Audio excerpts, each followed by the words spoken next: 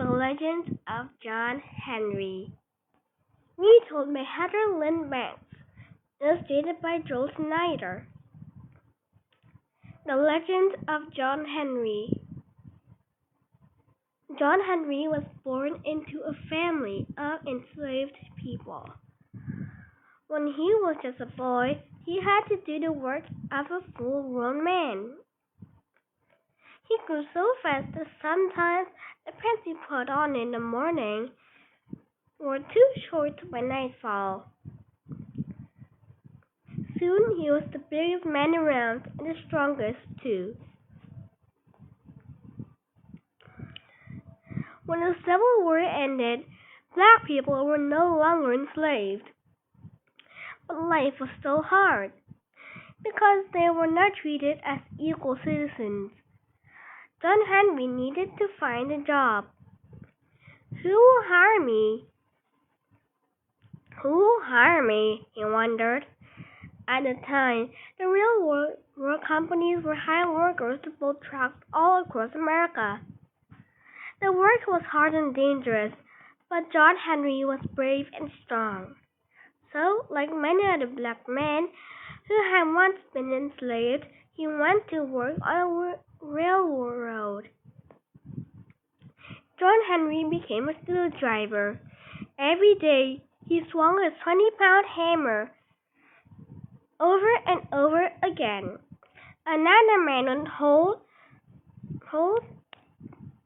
a drill bit against a rock. Then John Herry would hit the end of the drill bit with his hammer. He broke up rocks and dug tunnels to hills to make a path for the tracks. The other workers liked John Herry. He worked harder and faster than 3 other men put together. John Herry had a deep, booming voice, and the other men enjoyed singing work songs with him. One day, the railroad tracks ran smack into Big Bend Mountain. Big Bend Mountain was so huge that the railroad can't be built around it. A tunnel would have to build through the mountain instead. Don't worry, said John Herry said. That old mountain is just a big rock, and smashing through rocks is what I do. The men worked fast, and John Herry worked fastest of all. They hammered away at Big Bend Mountain, but the boss wasn't happy because he wanted the tunnel finished even faster. The boss said he would fire the man if the tunnel wasn't done on time. Then one day, a little man in a fancy suit arrived at the work camp. He was selling a steam-powered machine that drilled through rock.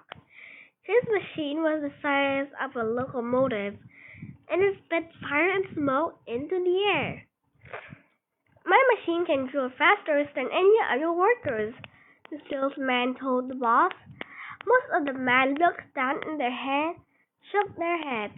They feared he was right, but John Herry spoke up. That machine can't beat me, he roared. The other men raised their heads and cheered. Everyone came running to watch the contest. John Herry stood tall in front of Big Bend Mountain. He gripped a hammer in his mighty hands. The salesman pulled the levers on his machines, and it made an awful noise. One-man machine once, you will want to buy it, and it will replace all these people, he yelled to the boss. John Herry knew he had to beat the machine.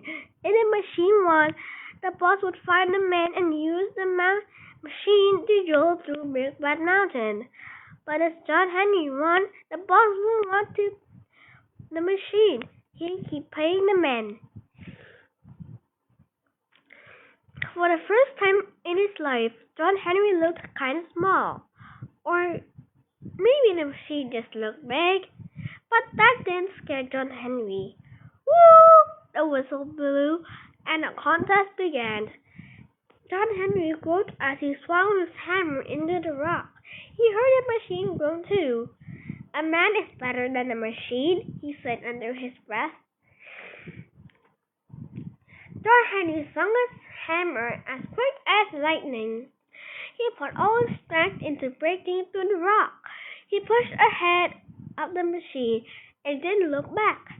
Woo! The whistle blew again. The contest was over. John Henry had hammered through almost twice as much rock as the machine. John Henry won! But the contest was too much for John Henry. He was too strong even for his own heart. While the men were still cheering, he sat down against a rock and died, hammer in his hand.